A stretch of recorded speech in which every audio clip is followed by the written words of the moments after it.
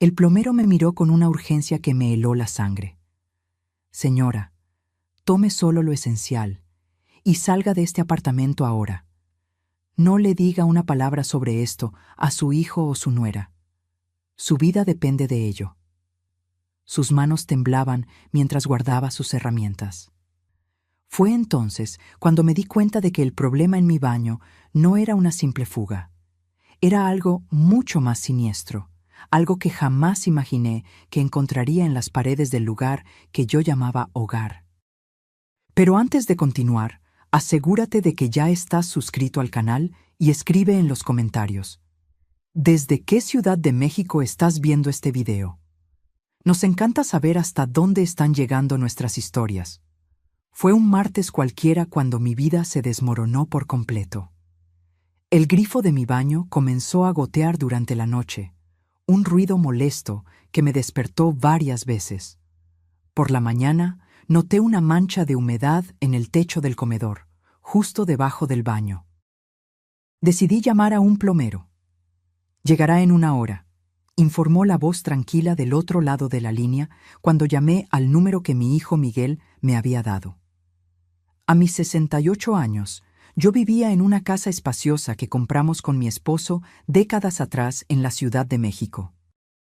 Después de su muerte, 5 años antes, nuestros hijos comenzaron a regresar a casa. Primero Miguel, que decía estar ahorrando para un apartamento propio en Guadalajara, y luego Julia, que volvió después de su divorcio turbulento, trayendo solo unas cuantas maletas y un silencio inquietante. Cuando sonó el timbre, abrí la puerta a un hombre de unos 50 años, de estatura media y cabello canoso. Llevaba un mono azul descolorido y cargaba una pesada caja de herramientas. Señora Oliveira, soy Antonio, el plomero. Le mostré la mancha en el techo y lo llevé al baño de arriba. Examinó todo con atención profesional. Necesito revisar las tuberías en el sótano también, dijo, para entender el sistema completo. Le indiqué el camino y regresé a la cocina. Mientras esperaba, preparaba el almuerzo distraídamente. Julia todavía dormía. Sus horarios estaban completamente invertidos desde que regresó a casa, y Miguel estaba en el trabajo en la constructora. Casi 1 hora después, oí los pasos de Antonio subiendo las escaleras del sótano. Cuando me di vuelta para preguntar si había encontrado el problema, las palabras murieron en mi garganta. Su rostro estaba pálido y sus manos temblaban ligeramente.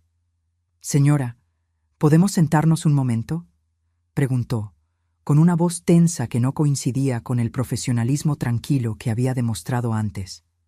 Me senté a la mesa de la cocina, confundida. ¿Encontró algo serio en la fontanería? Antonio se quitó las gafas, limpiándolas nerviosamente antes de mirarme con una expresión grave. Señora Oliveira, lo que encontré en su sótano no es un problema de fontanería. Hizo una pausa, como si eligiera cuidadosamente las palabras. Hay algo instalado allí que no debería estar. Algo que fue puesto deliberadamente. Un escalofrío recorrió mi espalda. ¿Qué tipo de cosa? Un sistema conectado a la ventilación de su casa. Específicamente al conducto que lleva a su habitación. Negué con la cabeza, sin entender. Debe ser parte de la remodelación que hicimos hace 2 años. Miguel contrató a un equipo para renovar el baño y parte del sistema de ventilación. Antonio se inclinó hacia adelante, bajando la voz. Señora, ¿ha notado algún síntoma extraño en los últimos meses? ¿Fatiga inusual? ¿Dolores de cabeza frecuentes? ¿Mareos? ¿Confusión mental? La pregunta me tomó por sorpresa. Bueno, sí. Me he sentido más cansada últimamente, y los dolores de cabeza son casi diarios, pero soy una mujer de 68 años. Esas cosas son normales a mi edad. ¿Y sus hijos? ¿Presentan los mismos síntomas? Pensé por un momento. No, parecen estar bien de salud. Antonio respiró hondo. Señora, necesito que me acompañe al sótano. Hay algo que necesita ver con sus propios ojos. Bajamos las chirriantes escaleras del sótano. El olor familiar a moho y humedad me recibió, junto con las cajas apiladas y los recuerdos familiares guardados por décadas. Antonio encendió su linterna y me guió detrás de la caldera, donde rara vez iba. Ahí, señaló. Al principio no vi nada anormal, solo tubos y conexiones que parecían ser parte del sistema normal de la casa. Luego, siguiendo el haz de luz de la linterna, noté algo diferente. Una serie de tubos más delgados, conectados a una caja metálica del tamaño de una tostadora. ¿Qué es eso?, pregunté, acercándome. Un dispositivo para liberar sustancias en el aire. ¿Ve estos tubos? Suben y se conectan directamente al sistema de ventilación de su habitación. Antonio señaló los pequeños depósitos con líquidos de diferentes colores y los temporizadores digitales parpadeando. Este sistema está programado para liberar dosis controladas de estas sustancias mientras usted duerme. ¿Sustancias? ¿Qué tipo de sustancias? Por lo que puedo percibir, son compuestos tóxicos diseñados para causar síntomas graduales que se asemejan a enfermedades naturales: fatiga, confusión mental, debilitamiento del sistema inmunológico. Con el tiempo, los efectos se volverían más severos. Toqué uno de los tubos con dedos temblorosos. Estaba tibio, activo, funcionando. ¿Me está diciendo que alguien instaló un sistema para envenenarme? Sí, señora. Y quien hizo esto conoce muy bien esta casa y tiene acceso irrestricto a ella. No es obra de un intruso. La realidad me golpeó como un puñetazo en el estómago. «Mis hijos», susurré, la voz casi desapareciendo. Antonio asintió gravemente. Este sistema exige conocimiento técnico específico y tiempo considerable para instalar. Su hijo trabaja en construcción civil, ¿correcto? Él sabría cómo hacerlo. Las piezas comenzaron a encajar de forma horrible. La insistencia de Miguel en remodelar el baño hace 2 años. El regreso de Julia coincidiendo con el inicio de mis síntomas más graves. El hecho de que ambos parecían monitorear mis horarios con un interés inusual. ¿Cuánto tiempo cree que este sistema ha estado funcionando?, pregunté, sintiendo náuseas. Por el desgaste de los componentes, diría que al menos 8 meses. Exactamente cuando comenzaron mis dolores de cabeza de la edad. Señora, continuó Antonio, hay una cosa más que necesita saber. Este sistema está programado para aumentar gradualmente la concentración de las sustancias. Sin intervención, los efectos podrían volverse fatales en los próximos meses. Me apoyé contra la pared fría del sótano, sintiendo que mis piernas flaqueaban. Mis propios hijos. Aquellos a quienes acuné, alimenté, curé cuando estaban enfermos, consolé cuando lloraban. Los mismos que comían en mi mesa todas las noches mientras lentamente me mataban. ¿Por qué?, murmuré, más para mí misma que para él. Esa es una pregunta que solo ellos pueden responder, dijo Antonio suavemente. Pero señora, necesito que me escuche con atención. Tome sus cosas y salga de esta casa inmediatamente. No les cuente nada a sus hijos. Subimos en silencio. Mi mente trabajaba frenéticamente, intentando negar lo innegable. Tal vez había una explicación. Tal vez ese sistema tenía otro propósito. Tal vez Antonio estaba equivocado. Pero en el fondo, yo sabía que no lo estaba. Los síntomas, el timing, los cambios en el comportamiento de mis hijos, todo encajaba como un rompecabezas macabro. «Dinero», susurré cuando llegamos a la cocina. «Tiene que ser por el dinero». Antonio me miró interrogativamente. Cuando mi esposo murió, dejó un seguro de vida considerable. Además, tengo ahorros y esta casa, que se ha revalorizado mucho en los últimos años. Hice una pausa calculando. Cerca de 7 millones de pesos mexicanos en total. Una suma que podría motivar a personas desesperadas, asintió Antonio. Pero no están desesperados. Miguel tiene un buen trabajo en la constructora, y Julia... Me detuve, dándome cuenta de que no sabía realmente cómo estaban las finanzas de mis hijos. Miguel trabajaba mucho, llegaba tarde y salía temprano, siempre cansado, siempre tenso. Julia apenas salía de su habitación, excepto para buscar comida o irse sin decir a dónde. No teníamos conversaciones profundas desde hacía meses. Señora Oliveira, Antonio interrumpió mis pensamientos. No hay tiempo para especulaciones ahora. Usted necesita salir de esta casa antes de que regresen. Como si fueran invocados por sus palabras, oí pasos en el piso de arriba. Julia había despertado. «¿Mamá?», llamó. «¿Con quién estás hablando?». Intercambié una mirada de pánico con Antonio. «Es el plomero, hija», respondí, intentando mantener la voz firme. «Está terminando el servicio. Bajo en 1 minuto». «Vaya a su habitación», susurró Antonio urgentemente. «Tome documentos importantes y algo de ropa. Nada más. Yo la esperaré aquí». Subí las escaleras con piernas temblorosas, rezando para no encontrarme con Julia en el pasillo. Por suerte, la puerta de su habitación estaba cerrada. Oí la ducha encendida. Estaba en el baño. En mi habitación miré el espacio que durante décadas fue mi refugio. Ahora, sabiendo lo que sabía, parecía una cámara de tortura.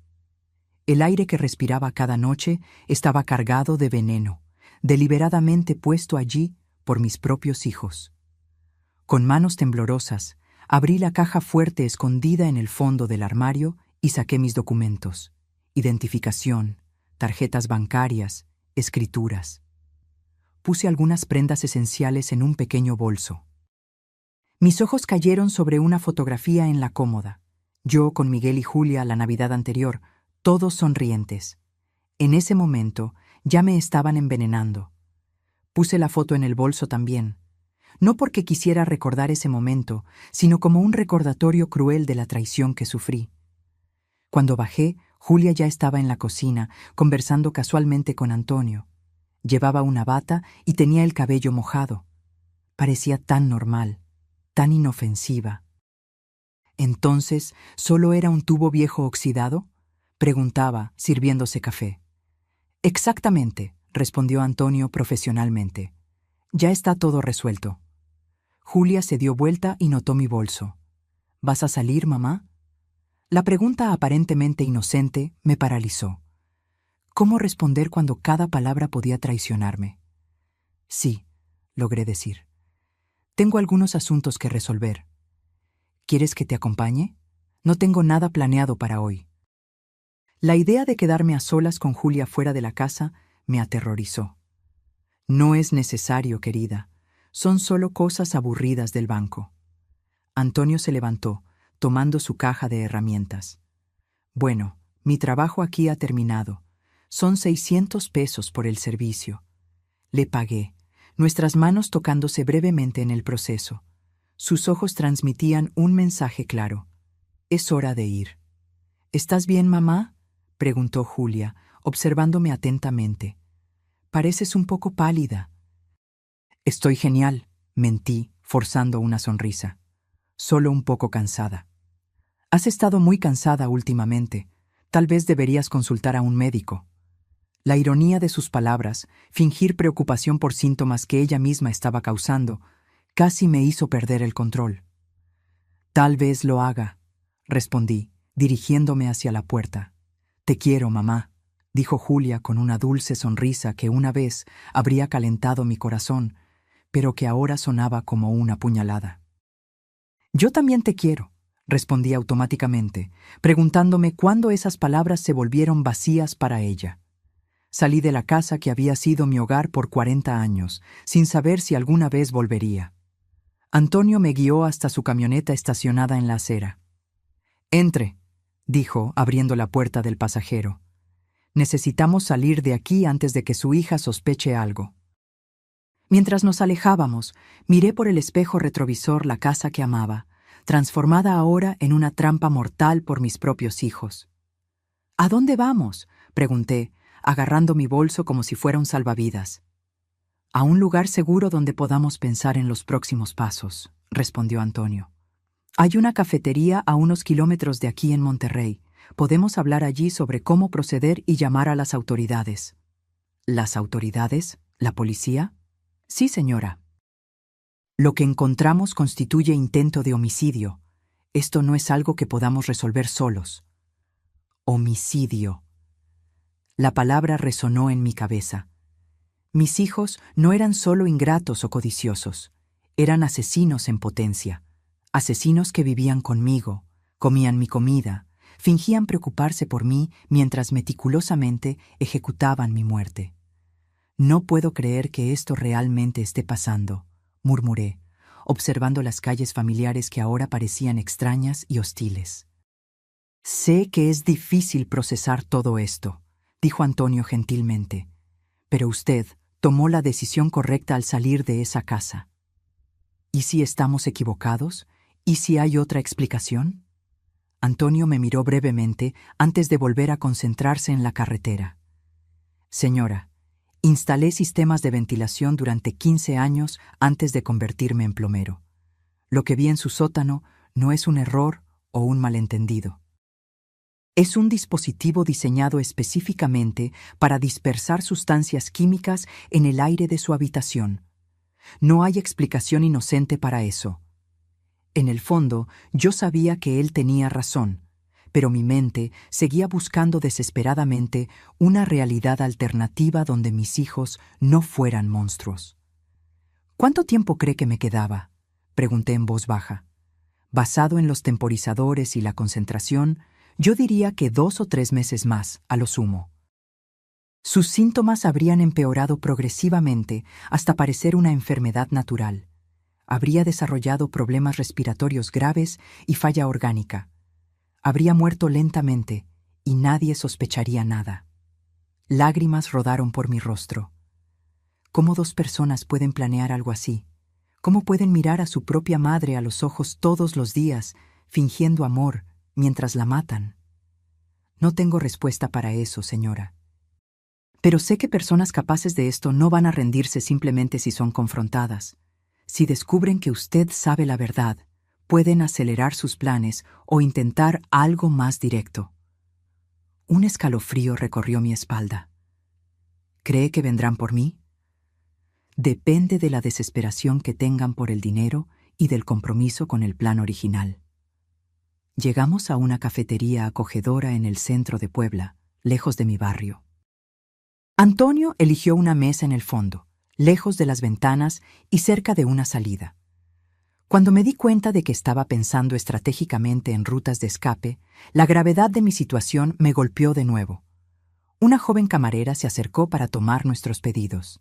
2 cafés, por favor, dijo Antonio, y algo dulce para la señora. Ha tenido un día difícil. Mientras esperábamos los cafés, mi celular vibró. Era un mensaje de Julia. «Mamá, ¿está todo bien? Hace un tiempo que saliste». Le mostré el mensaje a Antonio. «Responda normalmente», aconsejó. «Diga que está en el banco y que la fila está tardando». Escribí la respuesta con dedos temblorosos. Casi inmediatamente llegó otro mensaje. «¿Quieres que te recojamos después? Miguel llegará a casa en 1 hora». «Ya están monitoreando sus movimientos», observó Antonio, la preocupación evidente en su voz. «Esto significa que necesitamos actuar rápidamente». La camarera volvió con nuestros cafés y una rebanada de pastel de chocolate que no había pedido, pero por la que quedé agradecida. Necesitaba azúcar para procesar toda esa información. «¿Qué hacemos ahora?», pregunté, intentando mantener la calma. «Primero, necesitamos pruebas concretas», respondió Antonio. «Puedo volver a su casa esta tarde con el pretexto de verificar si hay fugas adicionales. Tomaré fotos detalladas del dispositivo y, si es posible, muestras de los productos químicos. Luego, llamaremos a la policía con suficiente evidencia para que no puedan negarlo. Y mientras tanto, ¿dónde me quedo? ¿Tengo algún pariente o amigo con quien pueda quedarme?» Pensé en mis opciones. Mi hermana vivía en otro estado y no nos hablábamos desde hacía años.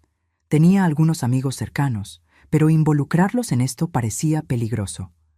«Un hotel», sugerí finalmente. «Anónimo, lejos de mi barrio». Antonio asintió y sacó una tarjeta de su bolsillo, escribiendo un número en el reverso. «Este es mi número personal. Llame inmediatamente si sus hijos intentan contactarla de forma insistente o si nota algo extraño». Tomé la tarjeta, sintiéndola como un salvavidas. «Antonio, ¿por qué me está ayudando? Ni siquiera me conoce». Tomó un sorbo de café antes de responder, sus ojos fijos en un punto distante más allá de la ventana. Perdí a mi madre hace 5 años. Murió de un cáncer agresivo, pero meses antes del diagnóstico se quejaba de síntomas extraños que los médicos no lograban explicar. Fatiga extrema, problemas respiratorios, debilidad generalizada. Hizo una pausa, respirando hondo. Solo después de que murió, descubrimos que mi hermano estaba adulterando sus medicamentos y robando sus ahorros. ¡Dios mío!, exclamé horrorizada. No pude salvar a mi madre porque no vi las señales a tiempo. Pero cuando vi lo que estaba sucediendo en su casa, supe que tenía una segunda oportunidad de hacer lo correcto. Sus palabras me conmovieron profundamente. Un extraño arriesgando su tiempo y seguridad para ayudar a una señora mayor que acababa de conocer. ¿Su hermano fue arrestado? Sí, pero solo por el robo. Cuando descubrimos lo de la medicación, ya era demasiado tarde para probar que contribuyó a su muerte. Por eso quiere reunir pruebas sólidas ahora. Exactamente. No quiero que sus hijos escapen de las consecuencias de lo que hicieron. Mi celular vibró de nuevo. Esta vez era Miguel. Mamá, Julia dijo que saliste hace horas. ¿Está todo bien? ¿Dónde estás? Respondí que estaba en el banco y que luego haría algunas compras. La respuesta vino inmediatamente. ¿Qué banco? Puedo ir a recogerte. La insistencia de él en saber exactamente dónde estaba comenzó a parecer menos preocupación y más control. Están poniéndose ansiosos, dijo Antonio, observando los mensajes. Probablemente se dieron cuenta de que usted ha estado fuera más tiempo de lo normal. ¿Qué les digo? Mantenga respuestas vagas pero tranquilizadoras. Diga que está bien y que volverá pronto.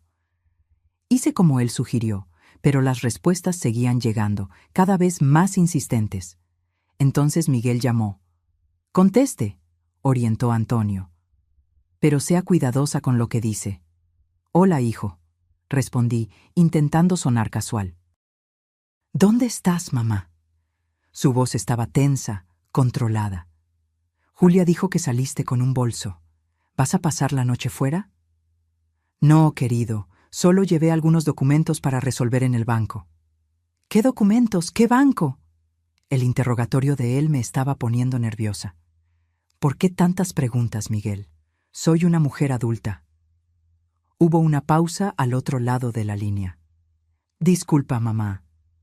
Es que has estado actuando extrañamente en el último tiempo. Julia y yo estamos preocupados por tu salud». La ironía de sus palabras, fingir preocupación por los síntomas que él mismo causaba, hizo que mi estómago se revolviera. «Estoy perfectamente bien», respondí con firmeza. «Tal vez deberías consultar a un médico. A tu edad, es importante hacerse exámenes regulares». Comprendí su estrategia. Querían que yo fuera al médico para documentar mis síntomas, crear un historial médico que respaldara la idea de que estaba desarrollando una enfermedad natural. «Voy a pensarlo», dije, queriendo terminar la conversación. «Te veo más tarde. Te quiero, mamá». Las palabras, una vez preciosas, ahora sonaban vacías y manipuladoras. «Yo también te quiero», respondí automáticamente, dándome cuenta de que era la segunda vez ese día que mentía sobre eso. Después de colgar, noté que mis manos temblaban violentamente. Antonio las cubrió con las suyas, un gesto reconfortante que me sorprendió. «Usted no está sola en esto», dijo gentilmente. «Vamos a resolverlo todo».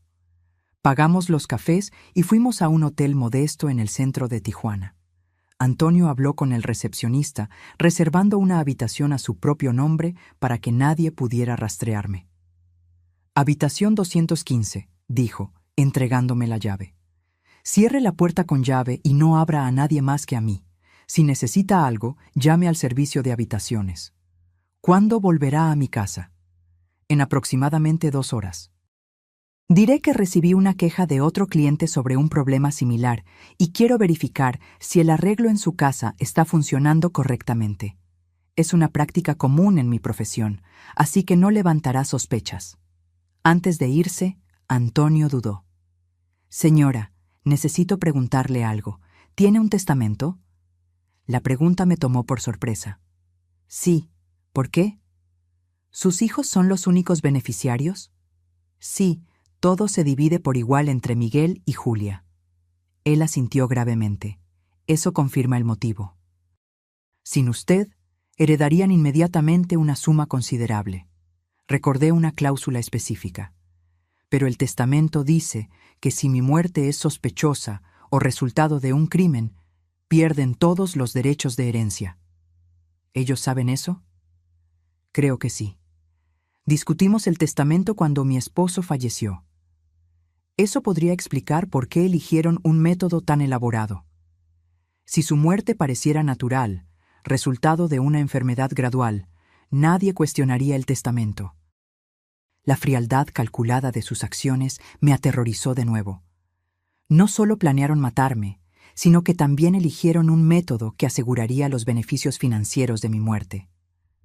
Antonio, pregunté en voz baja, ¿qué tipo de personas hacen esto? Personas que han perdido toda conexión emocional normal. Personas para quienes el dinero se ha vuelto más importante que cualquier lazo familiar. Pero yo los crié para ser buenas personas.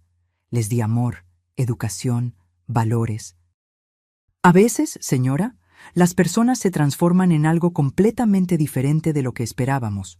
Circunstancias, presiones, malas elecciones pueden cambiar a alguien profundamente. Después de que Antonio se fue, me quedé sola en la habitación del hotel, el silencio opresivo a mi alrededor. Durante décadas me acostumbré al ruido constante de una casa habitada. Televisión encendida, pasos en la escalera, puertas abriéndose y cerrándose. Ahora, en el silencio de esa habitación extraña, mi mente tuvo espacio para procesar completamente la traición que sufrí. Me senté en la cama y tomé mi celular. Tenía 5 nuevos mensajes, 3 de Julia y 2 de Miguel, cada uno más urgente que el anterior. Mamá, ya son las 4 p.m. ¿Dónde estás? Miguel está preguntando por ti, está preocupado. Por favor, responde, estamos poniéndonos realmente ansiosos. Mamá, llama inmediatamente. Vamos a empezar a buscarte si no respondes. Cada mensaje me causaba escalofríos. ¿Estaban realmente preocupados o empezando a sospechar que su plan había sido descubierto? Decidí responder de forma vaga. Estoy bien. El banco estaba abarrotado y luego fui de compras. Vuelvo pronto. La respuesta de Miguel fue instantánea. ¿Dónde exactamente estás? Podemos ir a recogerte. La insistencia en saber mi ubicación precisa parecía cada vez más siniestra. No es necesario. Tengo un aventón. Nos vemos en casa. Él no respondió de inmediato, lo cual era extraño. Miguel generalmente respondía al instante. Ese silencio repentino me puso aún más nerviosa. Me acosté en la cama, cerrando los ojos, tratando de recordar cuándo comenzó realmente todo. ¿Hubo momentos en los que debía haber sospechado? Recordé una conversación unos meses antes. Miguel mencionó casualmente que yo debería considerar mudarme a un apartamento más pequeño. Esta casa es demasiado grande para una sola persona, mamá, dijo. Y el mantenimiento debe ser caro. En ese momento, pensé que estaba preocupado por mi bienestar. Ahora, me daba cuenta de que probablemente estaba evaluando el valor de la propiedad. También recordé a Julia haciendo preguntas extrañas sobre mis finanzas. ¿Tienes suficiente dinero para gastos médicos cuando seas mayor, mamá? ¿Ya pensaste qué harás si necesitas cuidados especiales? Interpreté esas preguntas como preocupación filial normal. Pero ahora me preguntaba si estaba calculando cuánto dinero les quedaría después de mis inevitables gastos médicos. Mi teléfono sonó, sobresaltándome. Era Miguel de nuevo. Mamá. Su voz sonaba fría, controlada. Llamamos al banco. Dijeron que no estuviste allí hoy. Mi corazón se aceleró. Estaban verificando mi historia. Fui a otro banco, improvisé. El de la avenida principal. ¿Qué sucursal exactamente? ¿Por qué este interrogatorio, Miguel? ¿Desde cuándo tengo que rendir cuentas de mis movimientos? Desde que empezaste a mentirnos. La acusación directa me dejó sin palabras por un momento. No estoy mintiendo, respondí finalmente. Solo necesito un tiempo para mí. ¿Un tiempo para ti o un tiempo con el plomero? La pregunta me tomó completamente por sorpresa. ¿Qué quieres decir con eso? Julia los vio a los dos saliendo juntos. Entraste en su camioneta. ¿A dónde te llevó? Entonces lo sabían. Julia debe haber mirado por la ventana cuando partimos. El miedo se intensificó dentro de mí. Él me dio un aventón al banco, intenté explicar. Más mentiras. La voz de Miguel se volvió aún más fría. Mamá, has estado actuando muy extraño últimamente. Primero, olvidos constantes. Luego, confusión mental. Ahora, mentiras y comportamiento errático. Estamos realmente preocupados por tu salud mental. Me di cuenta de su estrategia. Estaban construyendo una narrativa donde yo era una anciana confusa y paranoica, potencialmente con demencia. Si yo los acusaba del envenenamiento, sería solo una señal más de mi supuesta condición mental deteriorada. Estoy perfectamente lúcida, Miguel. Entonces, ¿por qué huir con un extraño? ¿Por qué mentir sobre dónde has estado? ¿Por qué no contestar nuestras llamadas? Mi celular vibró de nuevo con cada pregunta que sonaba razonable, viniendo de un hijo preocupado. Pero yo conocía la verdad sombría detrás de esa preocupación. Miguel, voy a colgar ahora, dije con firmeza. Hablaremos cuando vuelva a casa. Mamá, espera. Intentó protestar, pero terminé la llamada. Casi inmediatamente, Julia me envió un mensaje. Mamá, Miguel está muy molesto. Necesitamos saber dónde estás. Por favor, dinos la verdad. Mi cabeza palpitaba. Todo lo que construí durante décadas, la familia que amaba, el hogar que cuidé con tanto cariño, se estaba desmoronando en cuestión de horas. Puse el celular en modo silencio y lo guardé en el bolso, incapaz de lidiar con más mensajes o llamadas. La habitación del hotel, a pesar de su neutralidad impersonal, ofrecía una seguridad que mi propia casa ya no brindaba. Tomé la fotografía de Navidad que traje conmigo. Las sonrisas en los rostros de mis hijos parecían diferentes ahora, calculadoras, falsas. ¿Cómo no me di cuenta antes? ¿Cómo no noté la frialdad en los ojos de Miguel o el desapego en la sonrisa de Julia? Tal vez porque el amor es ciego. Tal vez porque, como madre, siempre veía lo mejor en ellos, incluso cuando la verdad estaba delante de mis ojos. 2 horas pasaron sin noticias de Antonio. La preocupación crecía dentro de mí. Debería haber contactado después de volver de mi casa. Algo estaba mal. A pesar de mi renuencia, encendí el celular de nuevo. 10 llamadas perdidas y 23 mensajes. El más reciente, de Miguel, enviado hacía solo 5 minutos, me heló la sangre. Tu amigo plomero regresó. Estamos teniendo una conversación interesante. Mi primer instinto fue llamar a Antonio, pero me detuve antes de presionar el botón. ¿Y si Miguel había tomado su celular? O peor, ¿y si le habían hecho algo? La idea de que mis hijos pudieran lastimar a alguien era impensable hasta hace unas horas. Ahora parecía terriblemente posible. Marqué el número de la policía con dedos temblorosos. «Emergencia. ¿Cuál es su problema?», preguntó una voz femenina. Necesito denunciar un intento de asesinato», dije, mi voz casi un susurro. «Señora, ¿puede hablar más fuerte? ¿Quién está intentando asesinar a quién?» «Mis hijos», respondí, la realidad de las palabras golpeándome de nuevo. «Mis hijos están intentando matarme lentamente.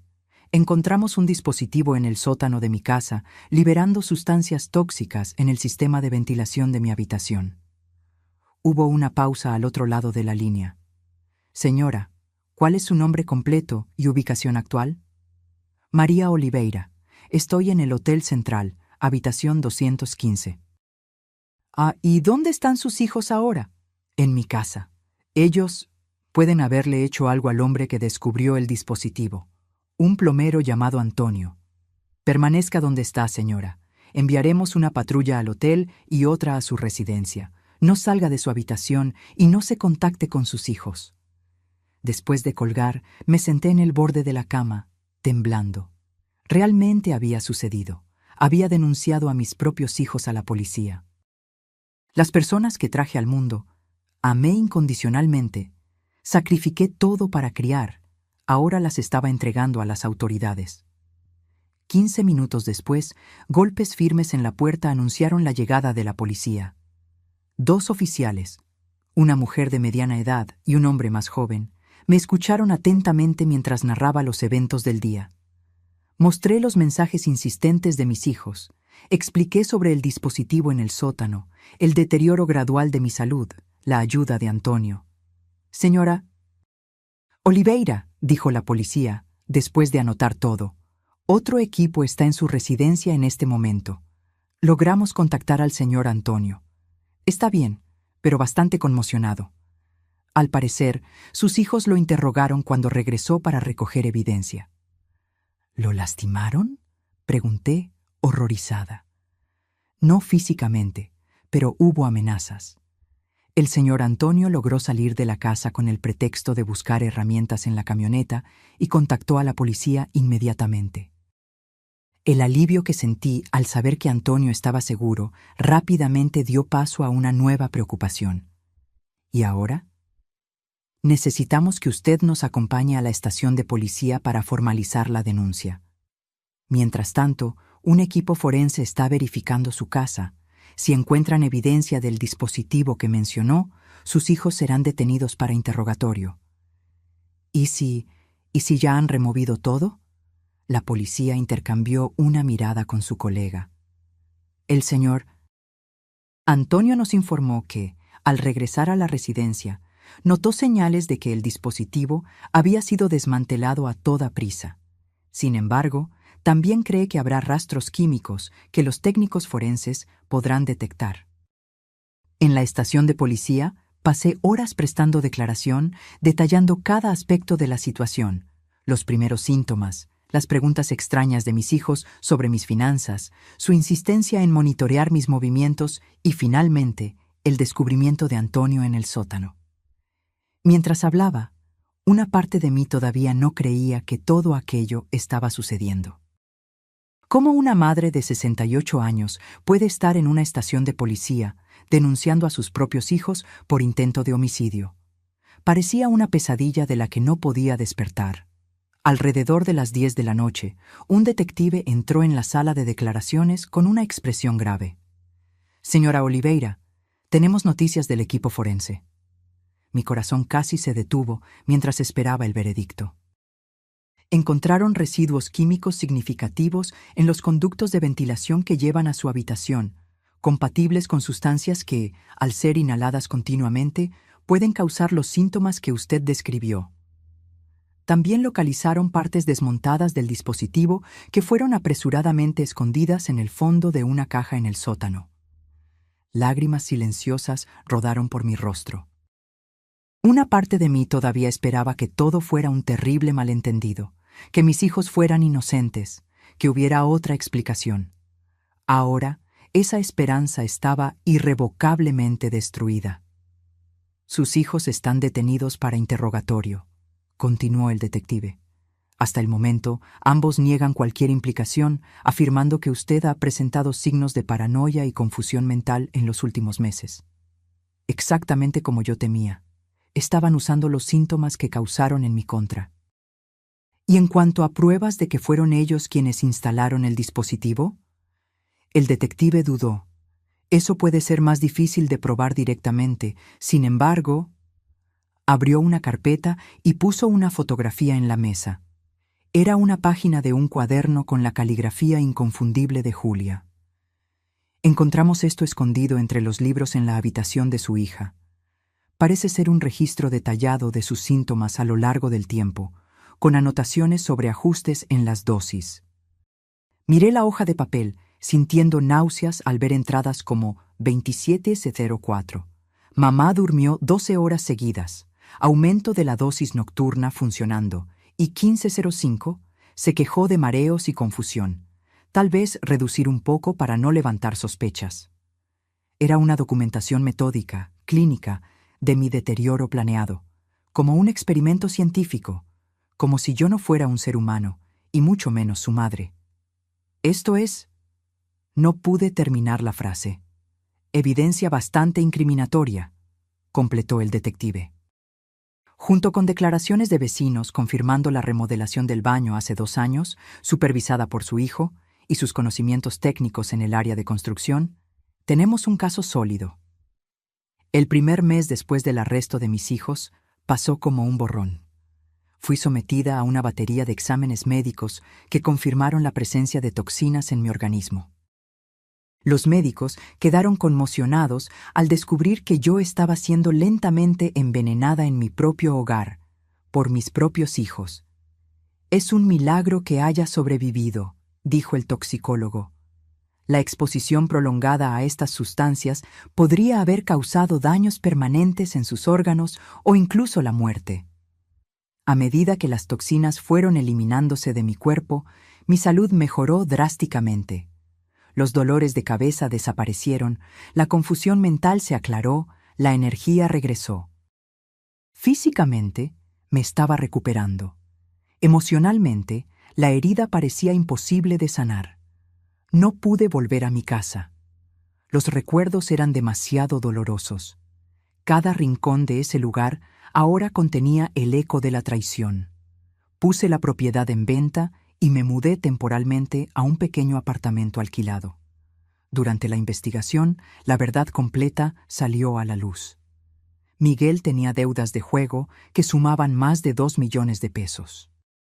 Apuestas compulsivas que él escondía de todos, pidiendo préstamos a prestamistas que comenzaron a amenazarlo física y financieramente. Julia, por su parte, descubrió que no recibiría nada en el divorcio después de que su exesposo probara su infidelidad con pruebas concretas. Estaba prácticamente en bancarrota y desesperada. Juntos, mis hijos calcularon que mi muerte les daría acceso inmediato a casi 7 millones de pesos, entre seguro de vida, ahorros y el valor de la casa. Como sabían que una muerte sospechosa invalidaría el testamento, planearon algo que pareciera natural. Un deterioro gradual atribuible a la edad avanzada, culminando en falla orgánica que ningún médico cuestionaría. La idea del envenenamiento lento fue de Julia. Con su conocimiento de química, ella planeó meticulosamente qué sustancias usar y en qué concentraciones para simular un declive natural. Miguel, usando sus conocimientos de construcción civil, instaló el sistema durante la remodelación del baño. El juicio fue una pesadilla. Sentada en el tribunal, día tras día, oyendo detalles horribles sobre cómo mis propios hijos conspiraron para matarme, sentí como si estuviera viviendo la vida de otra persona. Esto no podía ser mi realidad. No podía ser mi familia. Lo más difícil fue enfrentar la mirada de ellos. Miguel mantuvo una expresión impasible durante todo el proceso, como si estuviera más allá de cualquier emoción. Julia alternaba entre lágrimas dramáticas cuando el jurado estaba mirando y miradas frías y calculadoras cuando creía que nadie prestaba atención. Antonio testificó detalladamente sobre su descubrimiento en el sótano y las conversaciones que escuchó entre mis hijos. Su testimonio fue crucial para el caso. Se convirtió en mi pilar de fuerza durante esos días sombríos, una presencia constante y reconfortante. ¿Cómo se siente hoy?, me preguntaba diariamente, con genuina preocupación. Como alguien que lo perdió todo, era mi respuesta frecuente. No todo, decía gentilmente. Usted todavía tiene su vida, su salud, su dignidad. Ellos no pudieron quitarle eso. Después de 3 semanas de juicio, el veredicto finalmente llegó. Culpables de intento de homicidio premeditado. Miguel fue sentenciado a 20 años de prisión sin posibilidad de libertad condicional por 15 años. Julia recibió 18 años, con posibilidad de libertad condicional después de 12. Cuando el juez anunció las sentencias, sentí una mezcla confusa de emociones. Alivio por la justicia hecha, pero también un dolor profundo por saber que mis hijos pasarían gran parte de sus vidas tras las rejas. Por horrible que fuera lo que planearon, una parte de mí, la madre que siempre sería, Sufría por ellos. Después del juicio, vendí definitivamente la casa donde viví por 40 años en la Ciudad de México. Con el dinero, compré un pequeño apartamento en la ciudad costera de Acapulco, a cientos de kilómetros de distancia, donde nadie me conocía y donde podría empezar de nuevo sin el peso de las memorias dolorosas. Antonio continuó presente en mi vida, primero como un amigo solidario, luego como algo más. No un romance tradicional, ambos cargábamos cicatrices demasiado profundas para eso, sino una compañía reconfortante basada en el respeto mutuo y la comprensión compartida de cuán impredecible y cruel puede ser la vida. Algunas personas pasan toda su vida sin conocer el verdadero rostro de aquellos que aman, dijo él una vez, mientras caminábamos por la playa. Usted enfrentó esa verdad y sobrevivió. Eso exige una valentía extraordinaria. Valentía no era como yo me definiría. En mis momentos más oscuros, cuestionaba dónde había fallado como madre. ¿Qué podría haber hecho diferente? ¿Qué señales dejé pasar? ¿Alguna vez fui realmente amada por mis hijos? ¿O siempre fui solo un medio para un fin, una fuente de recursos a ser explotada? 6 meses después del juicio, recibí una carta de Julia de la prisión. Por días, la dejé cerrada sobre la mesa, incapaz de encontrar el coraje para leer. Cuando finalmente la abrí, encontré páginas de disculpas aparentemente sinceras, explicaciones sobre su desesperación financiera, promesas de arrepentimiento genuino. Me di cuenta del monstruo en que me convertí, escribió. No espero su perdón, mamá. Solo quiero que sepa que entiendo la gravedad de lo que hicimos y lo lamento profundamente. Respondí con una carta corta, deseándole lo mejor, pero dejando claro que el perdón, si alguna vez llegaba, tardaría mucho tiempo. Miguel nunca escribió. Una parte de mí murió en ese sótano, en el momento en que vi el dispositivo diseñado para matarme. La madre confiada y amorosa, que creía conocer a sus hijos de adentro hacia afuera, que pensaba que el amor familiar era incondicional e inquebrantable, ella se fue para siempre. En su lugar surgió una mujer más cautelosa, más sabia, que entendió de la manera más dolorosa posible que a veces las mayores traiciones vienen de aquellos en quienes más confiamos. Que la sangre compartida no garantiza amor o lealtad, que la verdadera familia se define por acciones, no por genética. Hoy, a mis 70 años, encontré una paz relativa. Mi salud está completamente recuperada. Hago caminatas diarias por la playa de Acapulco. Participo en un grupo de lectura local. Cultivo un pequeño jardín en el balcón de mi apartamento. Antonio y yo cenamos juntos 2 veces por semana, compartiendo historias y risas. A veces, cuando miro el océano, pienso en cuánto puede cambiar la vida en un solo día. Cómo una fuga de agua aparentemente inofensiva puede revelar una conspiración mortal. Cómo un extraño puede convertirse en un salvador, mientras aquellos que deberían amarnos incondicionalmente pueden volverse nuestros peores enemigos. La dolor nunca desaparecerá completamente. En cumpleaños, días festivos, momentos especiales, siento la ausencia de mis hijos, no como son ahora, sino como eran antes o como yo creía que eran. Sin embargo, aprendí a convivir con ese dolor, a integrarlo como parte de mi historia sin dejar que me defina. El plomero que vino a arreglar una fuga terminó salvando mucho más que un techo dañado. Salvó mi vida. Y me enseñó que, a veces, la salvación viene de los lugares más inesperados, mientras que las amenazas pueden esconderse donde menos esperamos. Si hay una lección que puedo compartir de esta terrible experiencia, es que debemos valorar a las personas por sus acciones, no por sus títulos o lazos sanguíneos. La verdadera familia son aquellos que nos protegen cuando somos vulnerables, no aquellos que explotan nuestra vulnerabilidad. El amor verdadero se manifiesta en actos diarios de bondad y respeto, no en palabras vacías u obligaciones impuestas por el parentesco. Y quizás, lo más importante, debemos confiar en nuestra intuición, esa voz interior que susurra cuando algo no está bien, incluso cuando no podemos explicar exactamente qué. Si hubiera prestado atención a las pequeñas señales, a los cambios sutiles en mis hijos, a las preguntas extrañas, a las miradas desviadas, tal vez podría haber evitado acercarme tanto a la muerte. Cuando la gente me pregunta sobre mis hijos, respondo simplemente que estamos distanciados. Es más fácil que explicar la verdad completa, que ver el horror y la lástima en los ojos de los demás. Para el mundo, soy solo una señora mayor que vive sola junto al mar. Nadie necesita saber que soy una superviviente de una de las formas más crueles de traición. La fuga en el techo de mi antigua casa en la Ciudad de México reveló mucho más que un problema estructural. Reveló la verdadera naturaleza de las personas que yo creía conocer completamente. Reveló la fragilidad de las relaciones familiares cuando son puestas a prueba por la desesperación y la codicia. Reveló que, a veces, los extraños pueden mostrar más humanidad que nuestra propia sangre. En algunas noches, todavía me despierto sobresaltada, pensando haber oído pasos en el pasillo o imaginando que estoy de vuelta en esa casa, respirando veneno sin saberlo.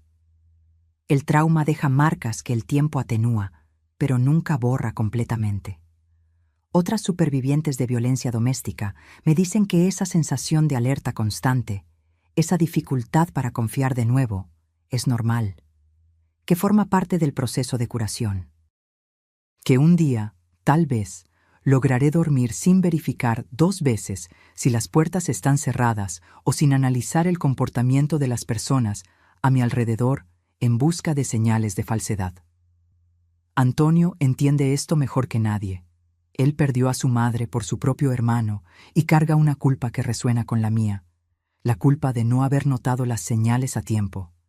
Tal vez por eso nos conectamos tan profundamente. Ambos conocemos el dolor específico de ser traicionado por aquellos que deberían protegernos. ¿Sabe lo que me ayudó a seguir adelante?, me preguntó una vez.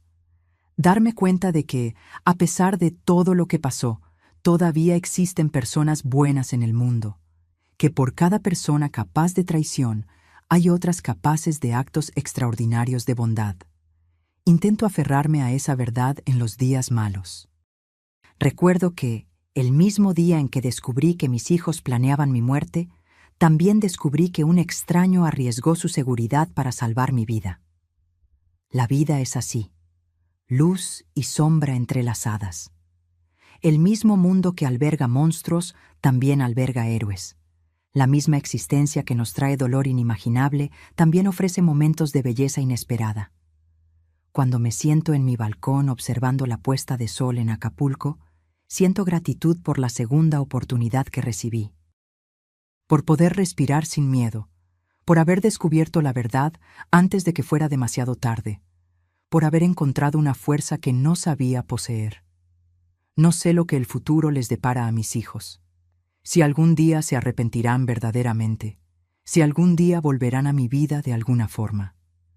No sé si algún día lograré perdonarlos completamente. Lo que sí sé es que, a pesar de todo lo que perdí, gané algo precioso, la verdad. Por dolorosa que sea, la verdad me liberó de una muerte lenta y me dio la oportunidad de reconstruir mi vida en bases más auténticas. Y tal vez esa sea la lección final de esta terrible historia.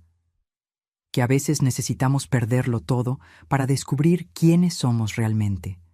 Que en las cenizas de la destrucción podemos encontrar semillas de un nuevo comienzo. Que incluso después de la traición más profunda, es posible encontrar un camino de regreso a la luz. Ya no soy solo María, la madre de Miguel y Julia. Soy María, una mujer que enfrentó lo impensable y sobrevivió. Una mujer que aprendió de la manera más difícil que la familia no se define por la sangre, sino por el amor genuino y las acciones consistentes. Una mujer que, gracias a una fuga en el techo y a un plomero atento, ganó la oportunidad de envejecer con dignidad y paz, un privilegio que mis propios hijos intentaron negarme. Y por eso, incluso en los días en que el dolor parece insoportable, estoy profundamente agradecida. Ahora, si te gustó esta historia, haz clic en suscribirte Y dime en los comentarios, ¿qué parte te dejó con la boca abierta? Y no olvides unirte como miembro para tener acceso a videos exclusivos que no publico aquí. Te espero allí.